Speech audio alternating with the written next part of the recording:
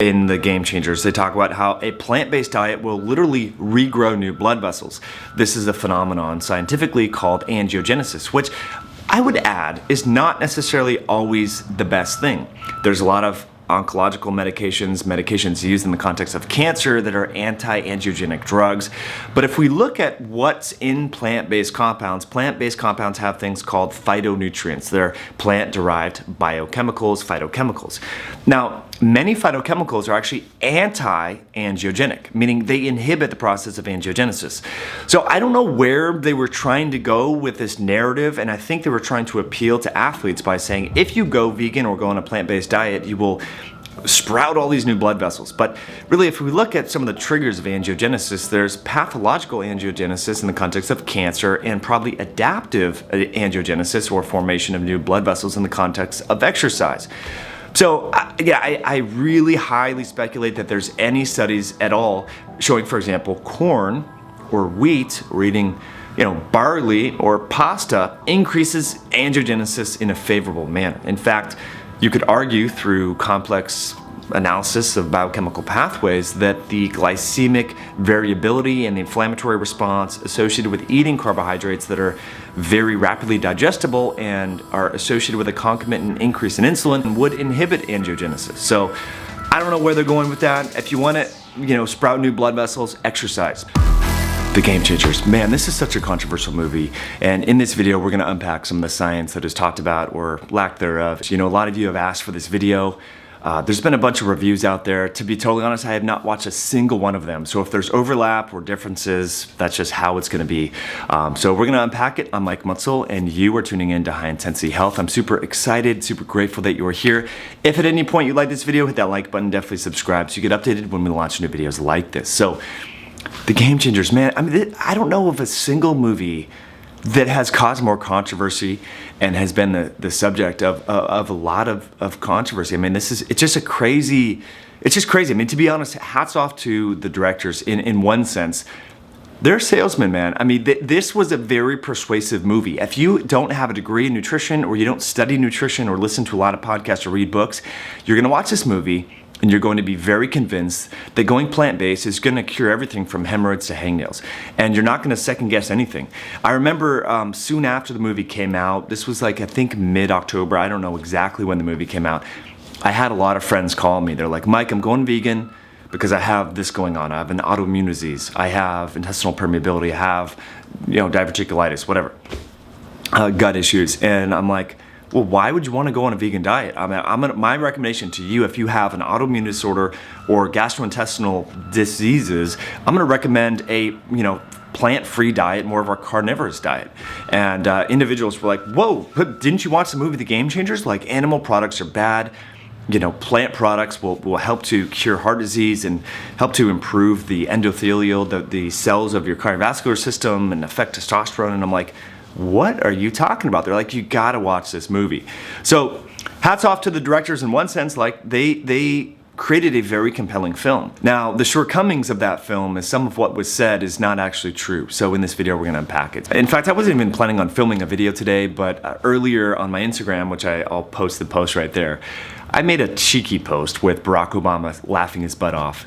And it said something to the effect of my favorite part of the movie Game Changers was when these vegan bodybuilders were talking about how anabolic soy protein was because it has soy phytoestrogens, and soy phytoestrogens purportedly inhibit estrogen receptor signaling, but they don't. That's not how they work. Soy phytoestrogens mimic and latch onto, because of the structural similarity to the estrogen receptor. They're very estrogenic. So the fact that that was the point in the movie when I'm like, this is bullshit. These guys who directed this, they did a really good job convincing pretty much everyone that watched the movie that if you go on a plant-based diet, you're going to cure every disease from hemorrhoids to hangnails. But the fact of the matter is some of the stuff they said is just scientifically not accurate. So we could talk about the science and all this, but let me just share with you my personal experience. As many of you know, I've been taking protein powder. I've been in the supplement business my entire life. In 2005, when in my last year of college, my senior year, I was working at a vitamin store in Bellingham, where I went to school, Bellingham, Washington. And the cheapest protein that I could buy was soy protein. So I had pretty high natural testosterone levels before that. I could put on lean muscle mass. I was a competitive athlete at that time. I had been lifting weights for 6-7 years up to that point. Let's see, I was like 21 years old, I think, maybe 22. And long story short, I had been eating whey protein since probably 1998, 1999.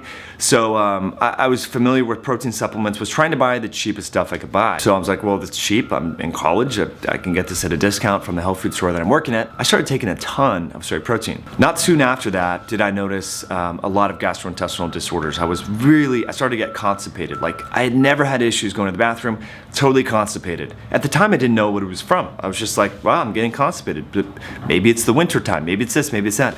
I got really depressed. The most depressed I've ever been in my life. I remember one January, this was in January of 2006, I couldn't get off the floor. This has never happened to me, guys. I'm like, I got a lot of energy. I was so depressed, like I couldn't get up. It was the darkest moment of my life. Erections, forget about it. Like, I had zero sex drive, nothing. I was cold all the time, had GI issues. I lost a lot of lean muscle mass, and I'd been taking this soy protein for, I don't know, 6-7 months. And it was, when I look back on this, like, I had really only changed a few things. Like, I started increasing the intensity of my exercise, which I had done on and off for a long time. I played, varsity football in high school, did all this stuff. But the soy protein was the only thing that was new to me. And I got my testosterone levels tested. I'm gonna get them as a screenshot. I'm gonna share that later from Virginia Mason, where I got them tested. My total testosterone, I'm not making this up, was 92. Remember, the high end of normal is like 1200, 92. My free was almost undetectable. And I went on testosterone after that. I went on androgel creams because I felt absolutely miserable, absolutely terrible. And it wasn't until 2006, 2007, so I did eventually get off the soy protein. I stopped everything that I was taking. I was taking fish oil, I was taking this. I just got off everything, right? Because I didn't know what the hell was going on. Kind of hit the reset button, got on testosterone. That wasn't the first time that I've taken testosterone, by the way. I did do anabolic steroids many, many years before that. But anyway, I want you to understand that taking soy protein is not going to enhance your lean muscle mass. If anything, it's going to strip it away and cause higher levels of estrogen. I remember my nipples being sore. So soy protein is not anabolic, like the movie said. I don't recommend taking it. The bodybuilders it featured in the film, unless they're on anabolic steroids, which I highly suspect they are, I doubt they're taking the soy protein. Maybe rice protein, maybe pea protein. But so that particular part of the movie, to me, was just, it was an aha moment that I should question everything else that was stated in that movie, because the narrative in the movie was talking about how anabolic soy protein is. So that's, I think, major shortcoming number one. Major shortcoming number two, they never talked about the fact that, well, you should have whole foods. It was just, they spent so much time vilifying animal products, talking about how animal products, we did this study with a bean burrito versus a meat burrito, and these individuals, these athletes, in Florida, they had more spontaneous erections when they had a vegan bean burrito. They had many opportunities to talk about whole foods versus processed foods and talk about, real healthy plant-based and vegan type foods, but they never qualified. There was never once a recommendation for eating whole real foods. It was just basically, look, all animal products are bad, anything derived from plants are good.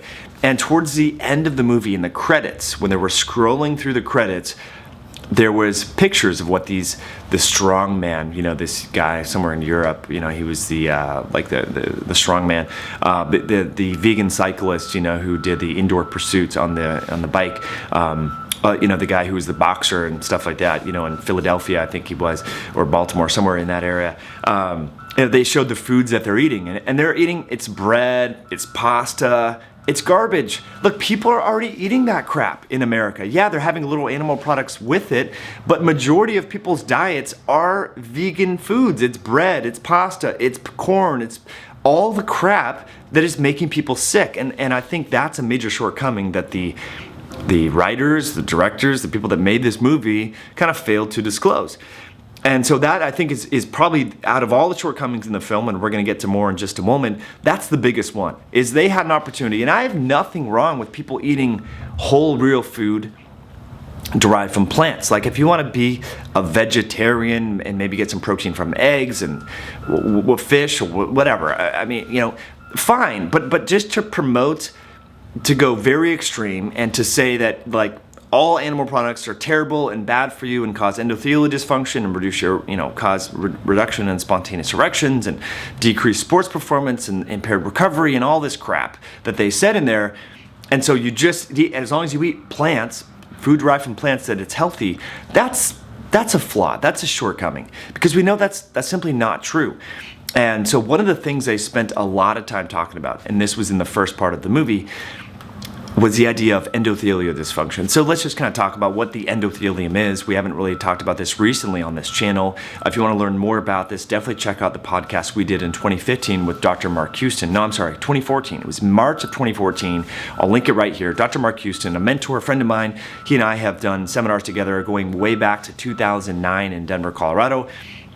He's an internal medicine doctor who's done a lot of research and advanced training in cardiovascular work and pulmonology. And so he helps people with, managing naturally high blood pressure and cardiovascular related diseases. And so what he talks, and he has a lot of great books, he talks about the endothelium and as the lining of your blood vessels, that it's basically the largest organ in the body. And endothelial dysfunction is one of the earlier kind of pathophysiologic abnormalities associated with heart disease and ascribed to heart disease. So when this thin lining that's influenced by your diet and inflammation and all that becomes dysfunctional, then you get coronary artery occlusion and you can eventually get angina and have a heart attack and poor blood flow and all that. Well, what the people that made this movie, Game Changers, failed to recognize is that it's not just meat products that cause endothelial dysfunction. And I don't think there's any particular one study that shows that, it's animal protein, or they said things like new 5G and they nitrates and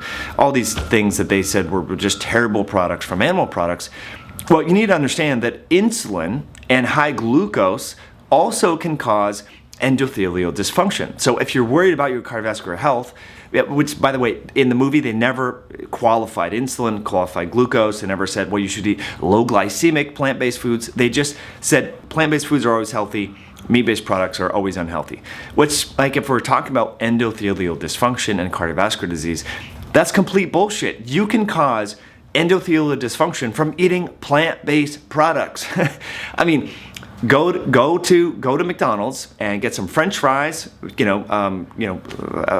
in canola oil or soybean oil or whatever, and eat some bread and do your vascular elasticity and see what happens. You will have endothelial dysfunction from that. Many studies have actually shown that, which, by the way, this is a very old video from 2015 where I actually tested my own endothelial, vascular elasticity function, which is a proxy for endothelial function, which I'll link right here with Dr. Scott Van Der Wielen, just outside of Green Bay, Wisconsin. And so I've been eating meat, high animal-based product diet for a very, very long time. So if what was being said in that movie was true, one would suspect that my endothelial layer would be totally fucked up and I would have high blood pressure and all this crap, which I don't.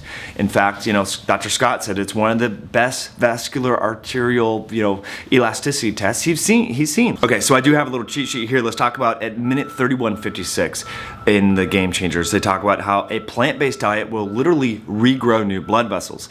This is a phenomenon scientifically called angiogenesis, which I would add is not necessarily always the best thing.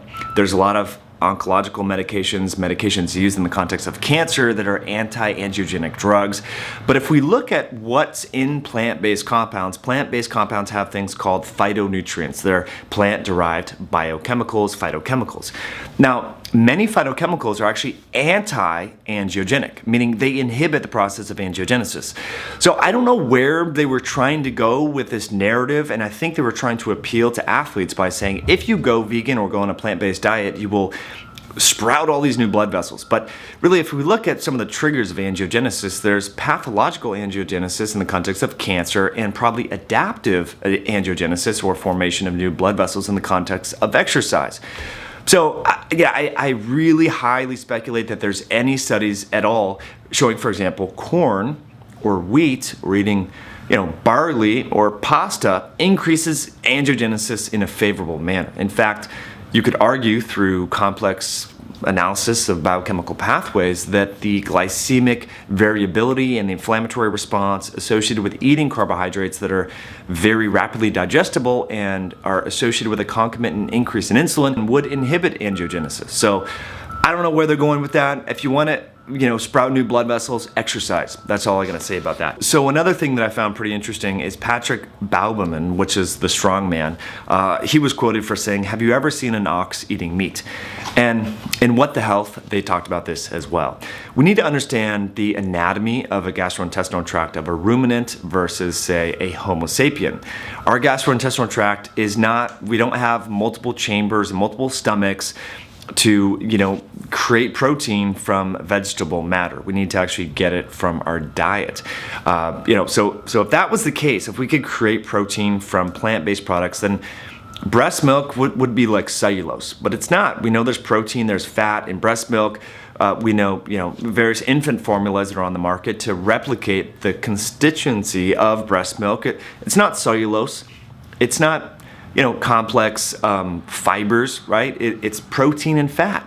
So I really, again, it's when people say that, well, have you ever seen a deer eating meat? Have you ever seen a cow eating meat? It leads me to believe that they don't understand the different anatomical features, from a human versus a ruminant animal. So let's see. They do talk about this Haas avocado hamburger healthy volunteer study quite a bit. Now, there's nothing surprising there. When individuals eat just a hamburger versus when individuals eat a hamburger plus an avocado, there was a reduction in metabolic endotoxemia. There was a reduction in nuclear factor kappa beta, which is a pro-inflammatory transcription factor that triggers the release when stimulated by external stimuli like endotoxin or things like that triggers the synthesis or activation of genes that make pro-inflammatory molecules like C-reactive protein, like interleukin 6, like TNF-alpha, like interleukin 1 beta, and all that, right? So anyway, this is going from nutrient to gene transcription factor to gene to protein. The proteins are those inflammatory signaling molecules. So what they kept referring to is, see, when you have an avocado with meat, it's less inflammatory, or there's less signaling of inflammatory genes. It's nothing surprising. I've been recommending people have plant-based fats with their animal fats for a long time. I mean, if you're new to my channel, then maybe you haven't heard this message. We've been talking about metabolic endotoxemia since 2014 when I authored the book Belly Fat Effect. So nothing new there. And to be totally frank with you, that was one of the reasons why I was critical of the carnivorous diet when it first came out, because there's nothing in the carnivorous diet necessarily that's inherently mitigating some of the metabolic endotoxemia that can be caused by ingesting animal products. Again, I'm not anti-animal product whatsoever. However, I do firmly believe that if you are eating a lot of animal-based fats, including hamburgers, not that hamburgers are bad, why not cook them in rosemary? Why not have them, with some coconut or some avocado? I think that's totally fine. I'm not anti-plant necessarily either, but I just think that it's not healthy for people to be so eat only plants because animal products are bad, and without the qualification that we need to focus on whole real foods. That's my qualm. If you want to be a whole real food vegan, I have no problem with that. Eat real food, but a lot of people are not going to hear that. They're just going to go look at the Beyond Meat burger, the Impossible burger, and say, oh, that's vegan. Oh, who cares if it has bamboo cellulose or soy protein or soy lipids or canola oil. It's vegan, so it's healthy. That's a major mistake. All right, let's carry on and look what else we talked about. They talked a lot about heme iron. If you look at the data on heme iron absorption and things like that, look, iron overload can be a problem, but we know that iron is very poorly absorbed, including heme iron. The receptor for iron in the small intestine is very proximal in the duodenum. This is why so many people actually are anemic, and especially women that are menstruating have low hemoglobin, low hematocrit, low red blood cell count, because absorbing iron, including heme iron, is poorly absorbed. So, most people are not going to have so much absorption of heme, iron that is going to be, like a pro-oxidant. I do recommend men, especially middle-aged men like myself, 37 years old. I donate blood. I donate blood twice a year. I think it's healthy to bring down that hematocrit, bring down that RBC, bring down that hemoglobin, because thick, stagnant blood and including iron overload is a real deal. So I think that's real. So I mean, we agree and maybe disagree that iron overload is problematic. I don't think when I went on a more carnivorous style diet, my hemoglobin hematocrit did increase a little bit. Did it increase to the point that it's pathological? No. But it increased to the point where I'm like, yeah, I'm going to donate blood twice a year. So I think you should do that, especially if you eat a carnivorous diet. Okay, so Rip Esselstyn meets with the fire department in Brooklyn or the Bronx. I can't remember exactly where it was. And he focuses a lot on cholesterol. Now, this is a big mistake that a lot of people make. They get so myopically focused on cholesterol, total cholesterol, LDL cholesterol, that they kind of forget about insulin, about glucose, about HDL cholesterol. And this is something that I want to do on another video, but let me just kind of explain this to you right now. So cholesterol and lipoproteins in general don't just shuttle around cholesterol. They shuttle around lipids as well, free fatty acids, triglycerides, and so forth. So when you change your diet, especially if you are insulin resistant to begin with, your lipoprotein particles, the spherical, that's what, when we talk about cholesterol, and I should say that the Friedewald equation, the blood levels that people are getting, these standard cholesterol panels, are not even direct measurements. They're using a Friedewald estimate. It's an estimate. It's not even like a direct measurement. So let's just talk about that. So Rip Esselstyn is making a big deal about cholesterol. He doesn't talk about blood pressure. He's not talking about blood glucose. He doesn't reference insulin. He's just saying, look, when you go plant-based, it's going to lower your cholesterol. Now, there's a lot of data out there showing that roughly 50% of individuals that suffer and die from a heart attack have low normal cholesterol.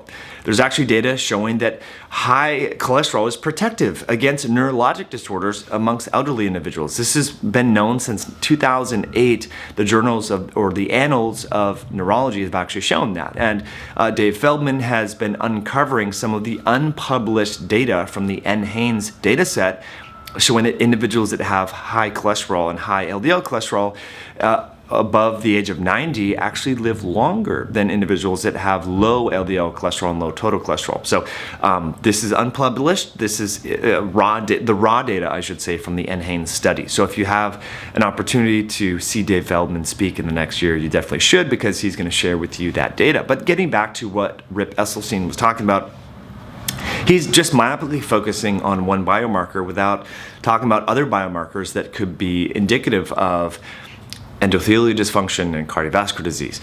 And so just by changing your cholesterol doesn't necessarily mean that your cardiovascular endothelium is going to be more healthy. And again, because what we're talking about here is an indirect proxy of cardiovascular health. It's not a direct measurement, right? So association does not equal causation.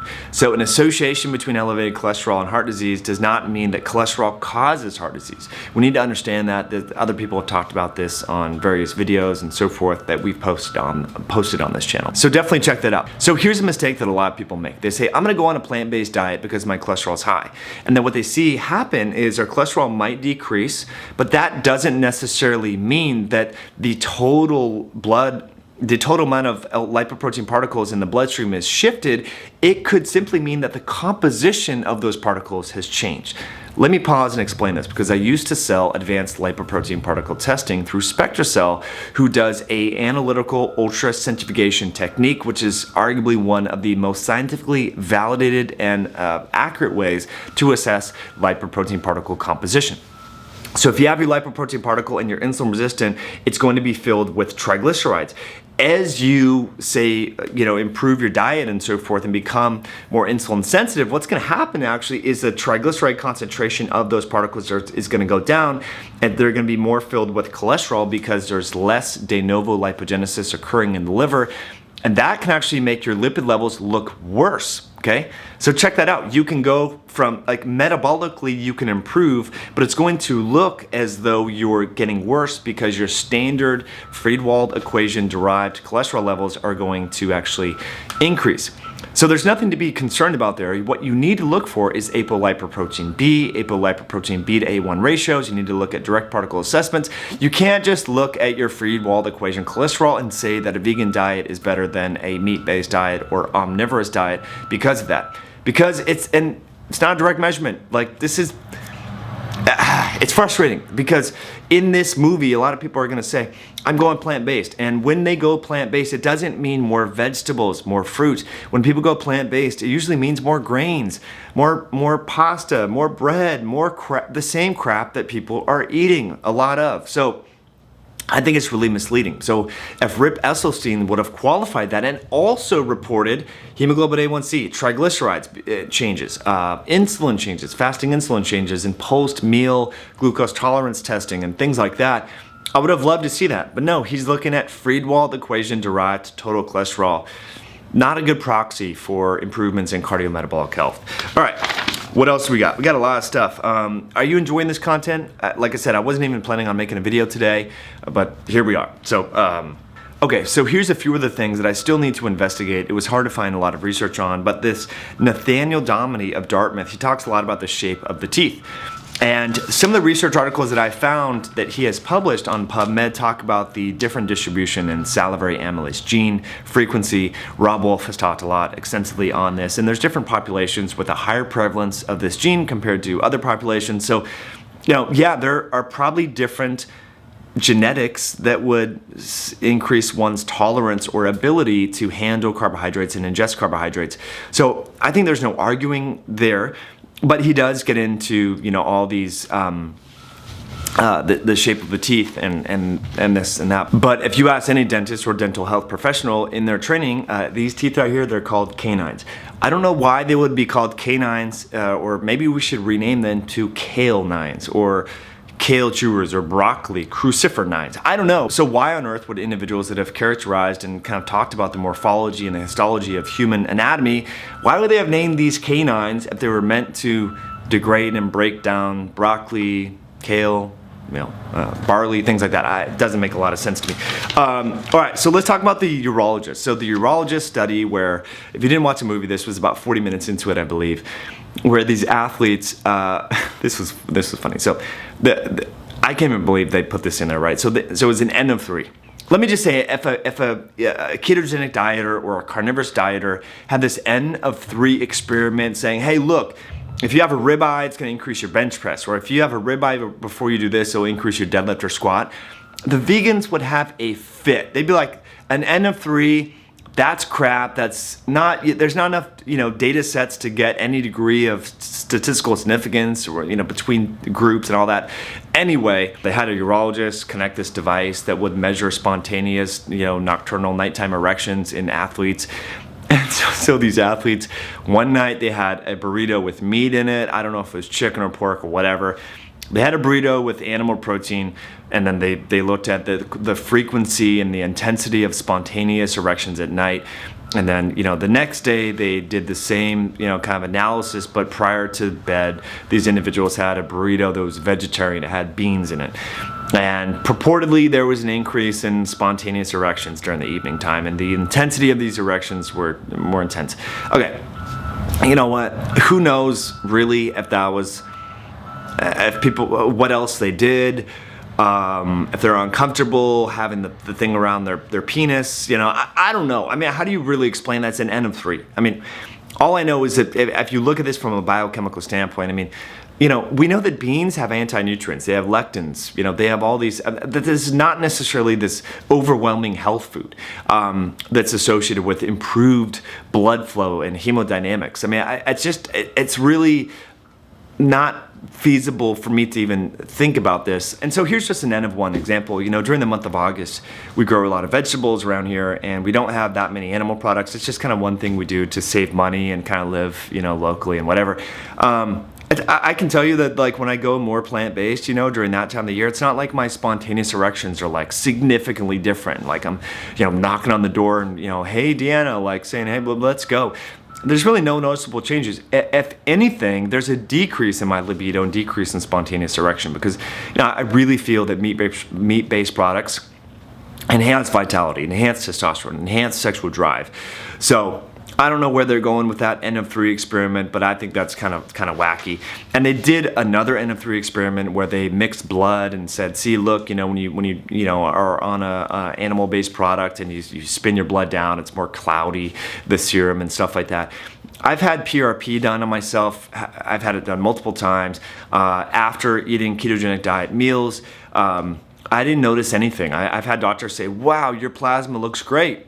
So again, and I've been doing this for years. So if that was true, my plasma would be just terrible. And in fact, I can cut to a video of my plasma blood. I think I have some videos of that I'll cut to. If I do, I'll throw them in there. So, there's a lot of, I don't know, kind of loosey-goosey things that they were trying to turn to an anthill into a mountain, right? That expression. So I think, long story short, this movie has it's convincing for people that don't know what the hell is going on, but for people that have had any experience or professional, occupational experience in nutrition or advanced training, postgraduate training, we know that this movie is a little bit more of a marketing and sensationalism, appealing to fear, than it is actual science, it is actual fact. So, I think you just got to watch this with a grain of salt. Look, if you want to do a whole foods, really focus on phytonutrients and phytochemicals and cook your own food from scratch and not eating a lot of grains and processed crap. If you want to be that kind of vegan or vegetarian, I'm totally cool with that. I don't think anyone would qualm if you have ethical issues or moral issues or whatever. Then do that. I don't think there's anything wrong with that. But the idea that all plant-based foods, bread, pasta, donuts, pizza, plant-based hamburgers are somehow magically just healthier than their animal-derived counterparts, that's just not using rational sense. That's not common sense. That's agenda-driven. That's dogma. And so I think that's the biggest shortcomings of this movie, is that it's more dogma-based. It's more, they're trying to just persuade people to avoid animal products at all costs, even if it's vegan junk food, plant-based junk food, which I don't think is good. So anyway, hope you enjoyed this video. If you did, just definitely hit that like button, definitely subscribe. I'll be following your comments below, and I would love to know what you found most interesting or least scientific in this video. So we'll catch you on the next one. Bye, guys.